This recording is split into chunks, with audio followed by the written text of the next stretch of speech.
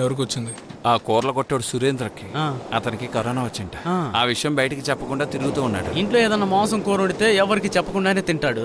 అతను కొట్టుకెళ్ళిన అందరికీ క్వారంటైన్ ఇస్తారు. అయితే అక్కడ కొని తిన్న వాళ్ళందరికీ ఇదే సమస్య కదా. అదే. జరగండి. అందరూ అటు వెళ్ళండి. త్వరగా వెళ్ళండి. వెళ్ళమని చెప్తున్నానా? వెళ్ళండి.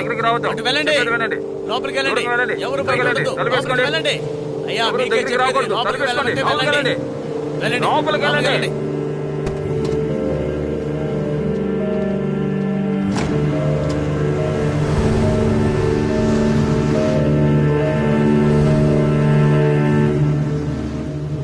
ఒరేయ్, ఇది రాజేష్ అన్న కారు కదా? ఆటోలో వచ్చేది వాడేనా? అయ్యో, ఇతను కూడా ఇక్కడే ఉన్నాడా? బచ్చు, ఆ